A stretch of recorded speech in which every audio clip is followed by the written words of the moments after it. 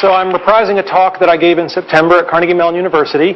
There's an academic tradition called the last lecture. Hypothetically, if you knew you were going to die and you had one last lecture, what would you say to your students?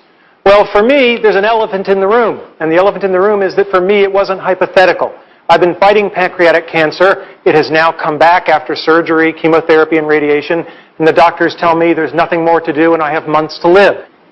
These are my most recent CT scans. The pancreatic cancer has spread to my liver. There are approximately a dozen tumors.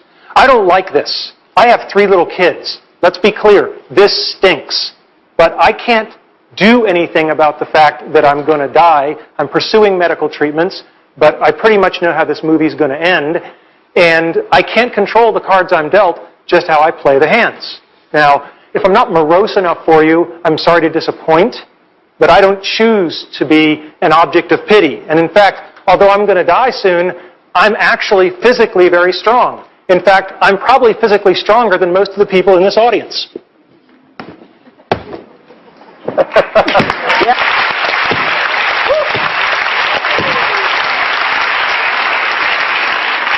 So, today's talk is not about death.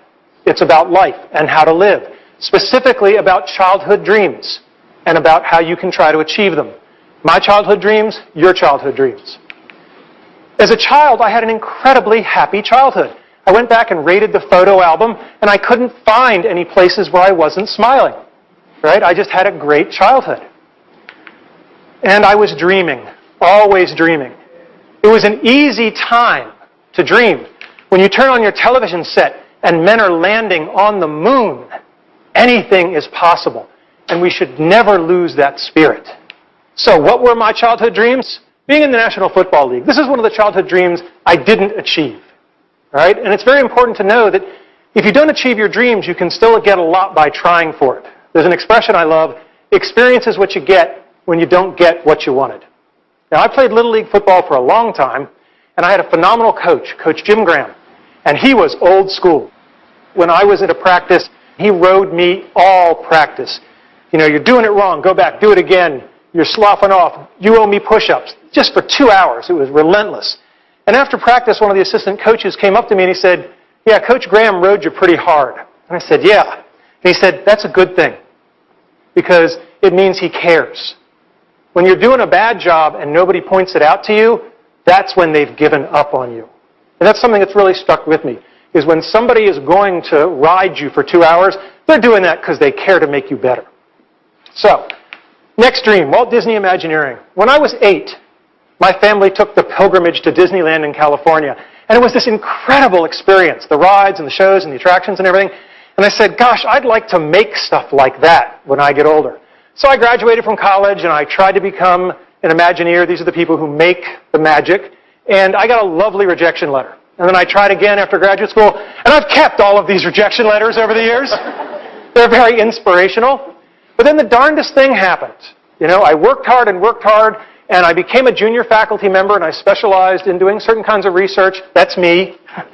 And I developed a skill that was valuable to Disney, and I got a chance to go there, and I was part of an Imagineering team, and we worked on something called Aladdin's Magic Carpet Ride. And it was incredibly cool. However, it took me over 15 years to do it, and lots of tries. And what I learned from that is that the brick walls that are in our way are there for a reason. They are not there to keep us out. They are there to give us a way to show how much we want it. If you're going to have childhood dreams, I recommend you have good parents. I lucked out. I have great parents. This is my mother on her 70th birthday. I am the blur in the back. I have just been lapped. This is my father on his 80th birthday. There is this notion of have fun all the time. Have a sense of fun and wonder. That should never go away. All right? My dad, what an incredible guy. He fought in World War II. He was clearly part of the greatest generation. Sadly, my dad passed away a little over a year ago. And when my mother was going through his things, that was when she discovered that in World War II, he was awarded the Bronze Star for Valor. In 50 years of marriage, it had just never come up. There's a real lesson in humility that I can learn from my father there. Now, my mother. Mothers are people who love you even when you pull their hair. And this was the kind of relationship I had with my mother. And my mother, speaking of humility, was always there to keep me in check.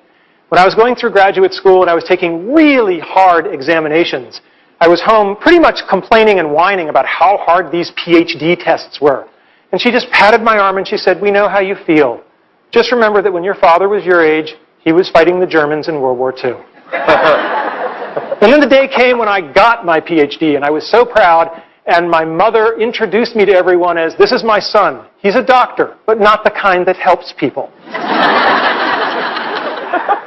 Probably the most wonderful thing my parents did was they let me paint my bedroom. I said one day, "I want to paint stuff on the walls." And they said, "Okay." So I had a rocket ship, and we lived in a ranch, so I wanted an elevator. I wasn't sure where it would go. And yeah, you can tell the nerds early, so that's the quadratic equation. But the great thing is that they let me do it. And they felt that letting me express my creativity was more important than the pristine nature of the walls. And I was really blessed to have parents who saw it that way. My parents taught me about the importance of people versus things. So when I got older and I bought my first car and I was so excited, I have this shiny new convertible. This is my niece and nephew, Christopher and Laura. And every month I'd take them for a weekend, so my sister and her husband would get a little break, and we'd go off on adventures. And I'd just shown up with my new car, and my sister's explaining to Chris and Laura, "Now it's Uncle Randy's new car, you can't get it dirty, da-da-da-da-da." And they're just cracking up laughing, because over her shoulder, I'm casually opening a can of soda and just emptying it on the back seat. And they come running over, my sister says, "What are you doing?" And I said, "It's a thing. It's just a thing." And I'm really glad I did that, because at the end of the weekend, as I was driving them home, little Chris, who was about 8 at the time, had the flu, and he threw up all over the back seat of my car. And I don't care how much value you get out of owning a nice, shiny, pristine thing. It's not as good as I felt knowing that I made an 8-year-old boy not feel guilty just because he'd had the flu. Next thing, you better decide early on if you're a Tigger or an Eeyore. Tiggers are energetic, they're optimistic, they're curious, they're enthusiastic, and they have fun. And never, ever underestimate the importance of having fun. I am dying soon, and I am choosing to have fun today, tomorrow, and every other day I have left. If you want to achieve your dreams, you better work and play well with others, and that means you better live with integrity. Simple advice that you'll find hard to follow, just tell the truth.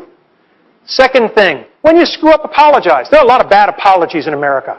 A good apology has 3 parts. I'm sorry. It was my fault. How do I make it right? Most people skip that 3rd part. That's how you can tell sincerity. The last thing is that we all have people that we don't like, that have done things we don't like, and what I have found is no one is pure evil. If you wait long enough, they will show you their good side. You can't make them do it in a hurry, but you can be patient. Show gratitude. When I got tenure as a young faculty member, there were about 15 young kids who'd been working in my research lab. I took them all down to Disney World for a week on my nickel. And one of my colleagues said, "This must have cost you an arm and a leg. How could you do it?" And I said, "These kids just worked day and night for years so that I could get the best job in the world for life. How could I not do it?" I mean, gratitude is a very simple thing, and it's a very powerful thing. And lastly, I don't think complaining and whining really solves the problem. This is Jackie Robinson, first black major leaguer, had it in his contract not to complain if people spit on him. All right? Now, I don't care if you're Jackie Robinson or if you're a guy like me who's only got a couple of months to live. You can choose to take your finite time and energy and effort, and you can spend it complaining, or you can spend it playing the game hard, which is probably going to be more helpful to you in the long run. Now, I told you this is part of the lecture series at Carnegie Mellon University. And it's important for you to know why I gave the talk. Okay? The talk isn't just about how to achieve your childhood dreams. It's much broader than that. It's about how to live your life. Because if you lead your life the right way, the karma will take care of itself. The dreams will come to you. If you live properly, the dreams will come to you. I think it's great that so many people have benefited from this lecture. But the truth of the matter is that I didn't even really give it to the 400 people at Carnegie Mellon who came. I only wrote this lecture for 3 people.